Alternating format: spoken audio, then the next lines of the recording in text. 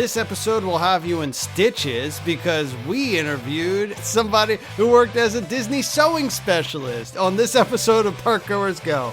Let's go.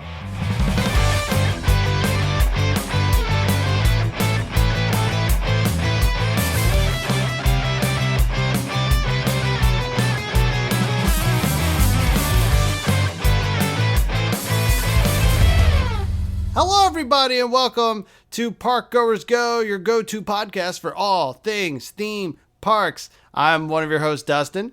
I'm Logan. And I'm Nate. And today we have another special episode in our long line of special episodes where we get to interview a cast member, a team member, somebody who has something to do with theme parks. And today we had the great opportunity to interview somebody who used to be a sewing specialist at Disney. Now we refer to them as Chris from Orlando because this person wanted to remain anonymous, for one reason or another. And even though we don't really give away any big things or any scandalous stuff, we do want to respect their wishes. So whenever somebody forgets their name tag who works at Disney, they typically get a name tag that says Chris from Orlando. So that's where we came up with the name. But before we talk too much, let's hop right into it, and let's go to Chris from Orlando.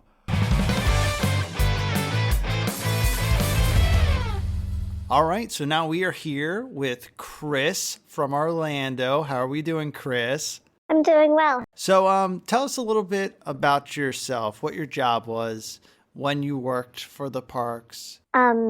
I didn't know I'd have to think about years, so ballpark. Okay, so around 2017, I was a sewing specialist at Walt Disney World, working off-site from the parks in Orlando, making costumes for the Disney parks around the world. I'm no longer with the company, and I don't even live in Florida anymore, but it was an incredible time. So tell us a little bit about, or at least what you can, a little more information about what a sewing specialist does. So the sewing specialist at Walt Disney World, we were a group of people who had sewing backgrounds, and we would either be repairing costumes, and costumes being not just the phrase for the characters like the princesses and Mickey Mouse, but also costumes is what cast members would wear. So we would be repairing costumes for cast members. And in the particular area that I work, it was not located at any of the Disney parks. It was located off-site, and it's where we would fabricate costumes, so make them completely brand new. Sometimes repair costumes as well from the cruise ships, but largely making new costumes. So you're telling me that all the costumes in all of the parks were all created and mended in Orlando? For the most part. There are some pieces that are purchased, like if a cast member has a white t-shirt, we don't make that. We actually didn't make most of the cast member outfits. They were a third-party manufacturer, but we would mend them and do alterations. If a cast member had special sizing or needed their pants longer, they could send it to us and we would fix things up so they all looked perfect and their costume was really made for them. But the Disney characters, at least almost all of them that I've seen, have we came from Orlando. We were there was a fabrication in California as well, but when I worked there, most of the people who worked in California had relocated to Florida, so I don't think that workshop is really open anymore. Is that an industry term when you say to fabricate the costume? Yes, yeah, that's fabrication is what you will hear, especially in theme parks, from making something. So fabrication is also set design. That's cool. Yeah, I've heard it used with props, but I guess it would make most sense with actual fabrics. So that makes sense. How did you get into this line of work? What was the process? And also, where did you start? So my career started in college. I got a degree in fashion design where I learned how to create and sew. And from there, even though it was fashion design, I liked making more fashion look costumey and just be costumes. So I started to work in the theme park so I can get a foot in the door in costuming departments. And then I saw a listing for the job, just like Googling, looking it up for a sewing specialist at Walt Disney World. And that's how I got to Disney. There is a test that you have to take before they would like truly, well, first they can say, but to be hired, you have to pass a sewing test. And it is a difficult one because sewing tests in college were not the same at all to what I experienced trying to get into Disney World. And the sewing, they give you instructions, they give you the fabric, they show you the different machines that they have for you, and they give you a certain amount of time. I honestly cannot remember to make that garment from what they just handed you. That's intense. Yeah. What was your favorite fabrication? So my favorite costume that I got to work on and see go through was definitely the redesign of the Ugly Stepsisters and Lady Tremaine. But one that I really loved was Peter Pan's hat, because we worked as teams and you had a lead who would give you what your role would be in the fabrication of that costume. And when you're new, like, they don't really give you too much, or it's really easy. And one day, my team lead gave me Peter Pan's hat to work on all by myself because it just needed one person to do it. And I loved that because she just was like, oh, I believe in you. You can do this. And I made a hat with the feather.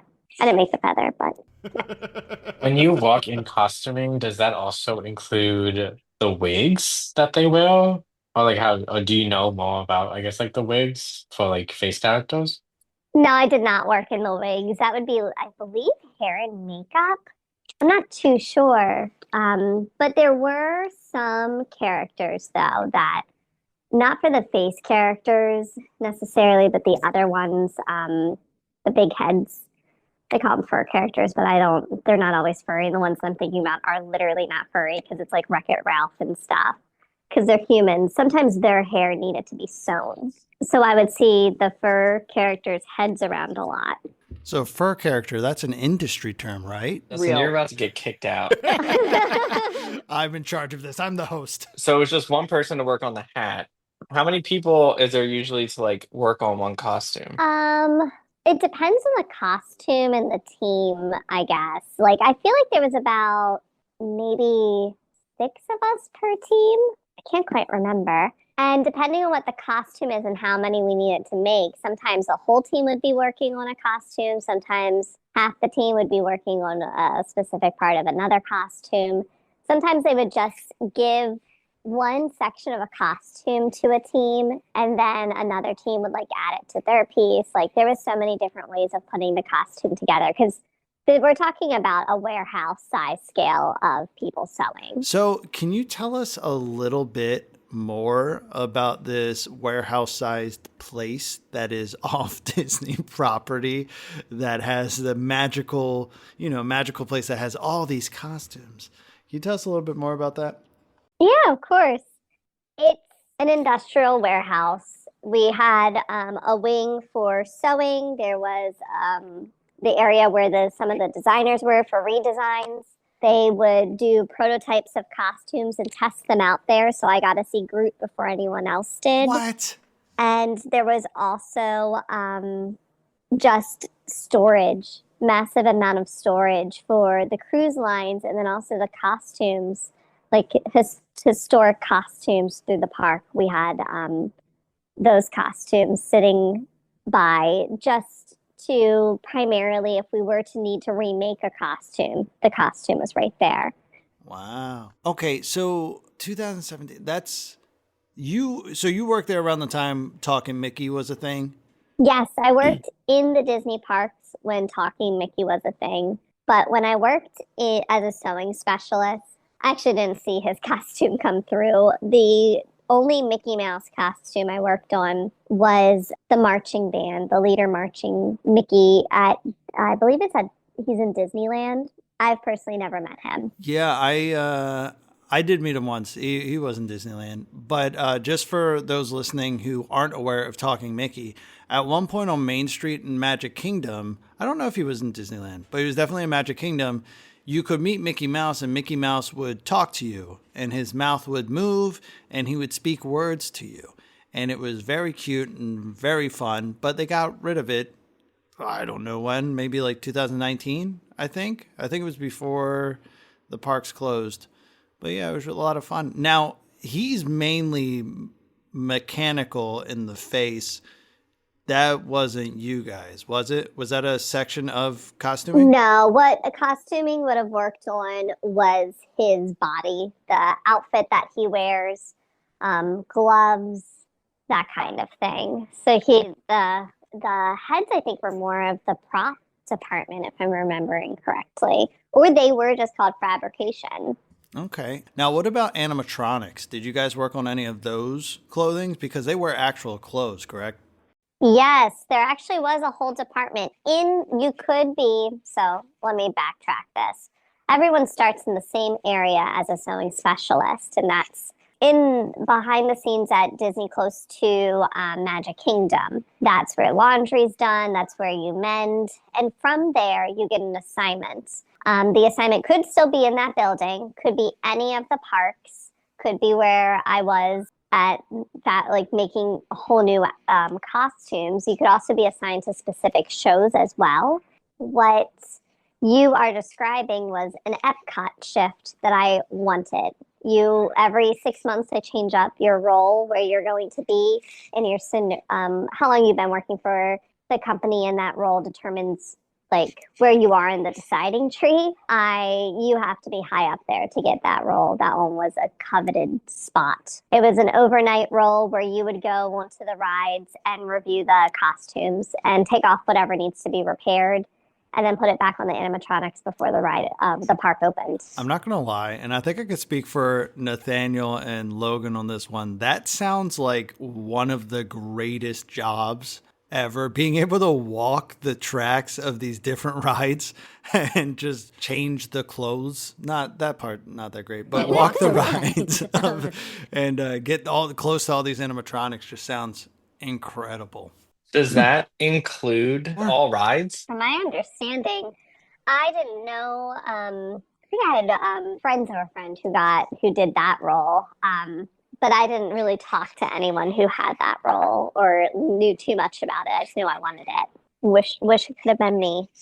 Have you ever had have you ever heard of like emergency costuming situations when it comes to like the ride animatronics? Like something went wrong like during the day that they needed to like fix? Not that I heard of, because they always did it prior to opening the ride, from my understanding. I'm curious what would happen, like what would need to happen for a costuming emergency on an animatronic. I don't know. Some of these animatronics they go crazy sometimes. I can speak a little bit to that. So when I worked on the Jungle Cruise rarely closed except for if, weather. But there was one time we closed down for about an hour and a half.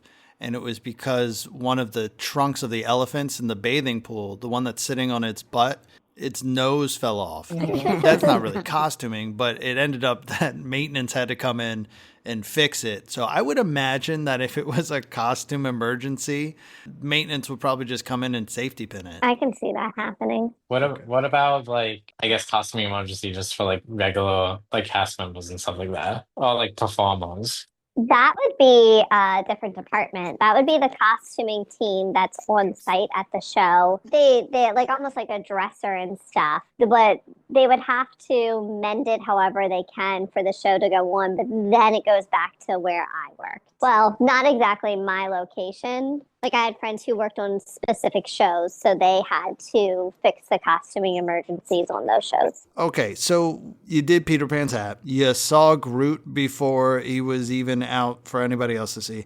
Were there any other like iconic costumes that you were able to work on or see that was in this warehouse? So many costumes. I actually had the privilege of helping create will update the inventory of just historic costumes that they had in the warehouse. The costumes that they would often use, they were saving in case they wanted to like recreate the costume. So I saw costumes that I did not even know were Disney costumes. Knew they were Disney. Actually, I'll be real. Didn't know too much about Clarice the Chipmunk until I saw her costume when doing inventory. But my favorite costume that I saw was Cruella de Vil, just because it's so iconic, and it was incredibly heavy, which to me gave it more dramatic flair, which is Cruella. But then in terms of what I've made, I really liked the Ugly Stepsisters because it was the brand new design, so it just felt like I was now a part of history instead of just touching the historic costumes. Aw. Were you ever able to try on some of the costumes? I did sneak a little moment with the Cruella de Vil jacket. Wanted to feel what the weight was like. You just tripped and fell, and it fell on top of you. Like, oh, I no. fell, and that was Cruella de Vil. I mean, they're full costumes with closures. There's no really ability to try it on. So it was good just being able to hold them. And mind you, if they had a head, the head was not available. So we're looking at just a suit on a hanger going, who is this? And if we were lucky enough, someone in the past had written it on the hanger. If not, we had a spreadsheet of every name that could have been there, and we would have to figure it out. We did some Googling. That does sound like a great like Disney fan like trivia game. Guess the body. What were some of the weirdest costumes that you saw there? Like, was there a Quasimodo costume? I don't think I saw Quasimodo when I was there. Or maybe I did. I'll be honest, I can't remember too much, but he definitely would have been lower on the alphabet. It was in alphabetical order. At least we made it that way by the end of it. But I mean, I've seen Quasimodo face characters. Once as a child, when they did that Hunchback of Notre Dame show at, I don't even know what park. Too young to remember. And then I did a Disney cruise, and they had Quasimodo there as well, singing out there. I think that's the song name. How long did it take to do this kind of inventory? 2 weeks. How many pieces of costumes do you think or how much was it? Did you have like a number at the end of it? I cannot recall. It was me and one other person. And if we saw anything that needed a minor repair, we had to take it and bring it back to our sewing station and fix it. Felt like a mile away. It's such a big area. But it took 2 weeks because that was what the last project I had worked on. So all these are very easy, but you said they sound so easy to do. I'm just kidding. What were some of the harder costumes to work on? I guess like more detailed and intricate. Believe it or not, some characters that you would think were incredibly simple were some more complex ones. One being Tigger. Tigger is not dyed that way, so we have to brush all of the seams. Every stripe has a seam, so we're brushing that out with a flea comb. If you have pets, another tedious task was actually creating the muscles of Captain America.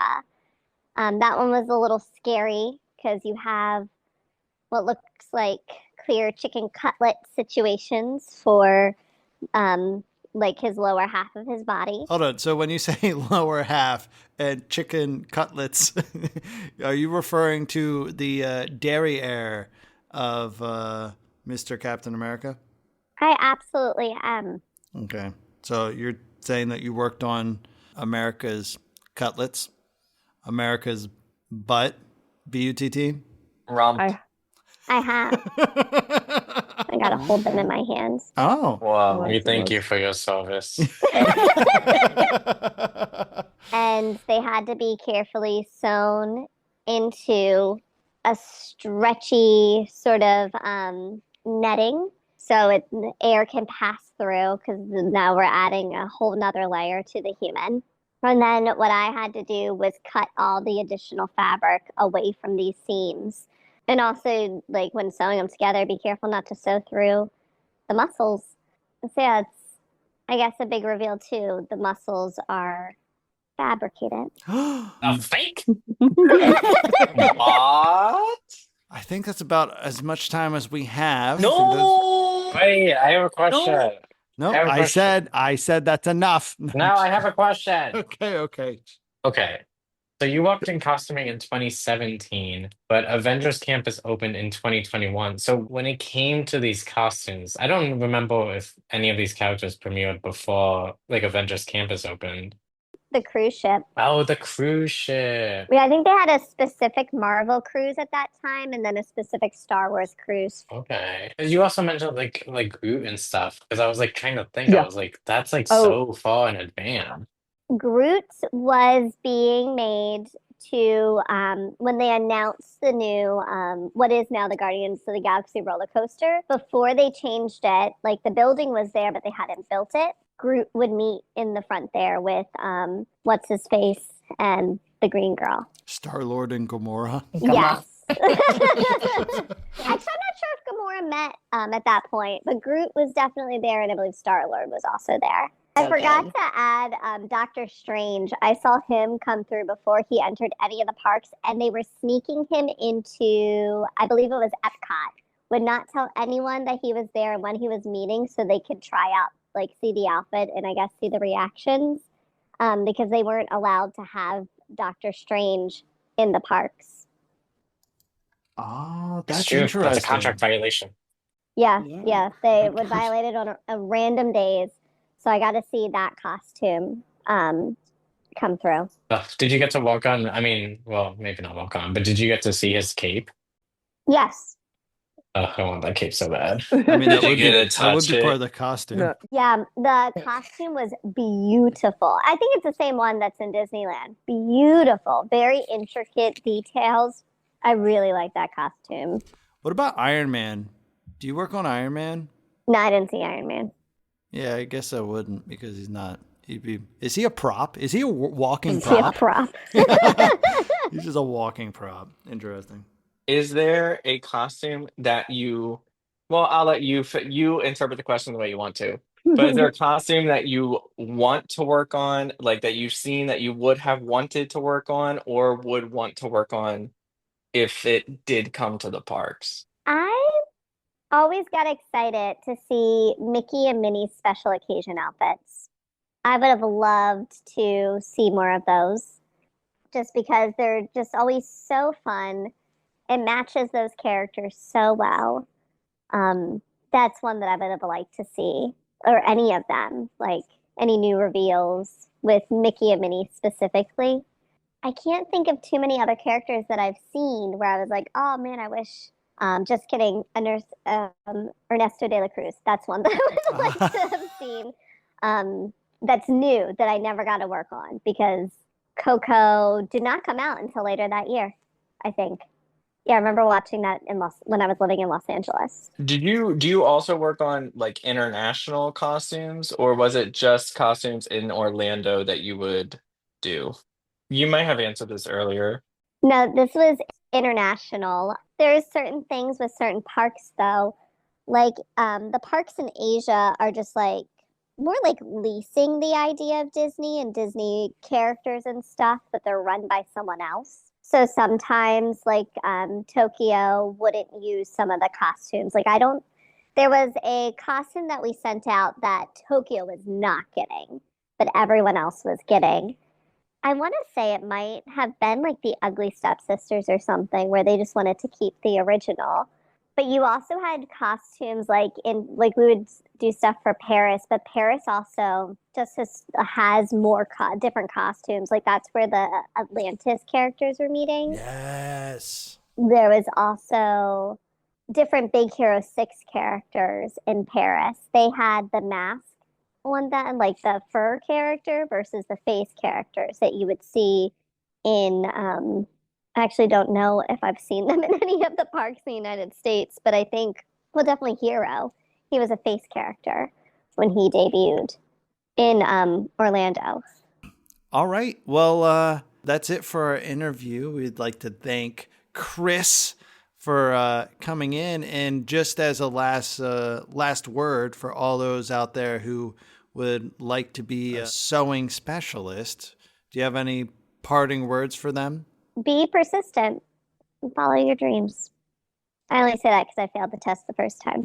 So keep trying. If you don't get it the first time, I'm not sure if the process is still the same, but it's quite the experience in a good way. And if you love Disney and you love sewing, that Disney has a job for you. All right. Well, thank you so much for swinging by. Thanks, Chris. Thank you. Thank you for having me. So, guys, that was a very informative interview. What do you guys think? It was really cool. I love hearing about everything that has to go into making Disney magic. Well, I feel like whenever it comes to Disney stuff, it always seems like everything kind of goes toward California because that's, where original Disneyland is. So it's really interesting to hear that the main location for all costuming all over the world is in Orlando. That part was really cool because I feel like after this interview I realized I don't know a lot about how Disney runs itself because I only see obviously the retail, the ride operators, those kinds of cast members. I don't know anything about any. I don't know anything about these background operations and stuff. Yeah, and that's what this segment is for. So did you guys enjoy this interview? Would you guys want to be a sewing specialist? Hit us up. Let us know. And if you work for the parks or have worked for a theme park and think that, hey, I'd be a good interview, hit us up too. Reach out. But until then, We'll see you at the parks. Bye.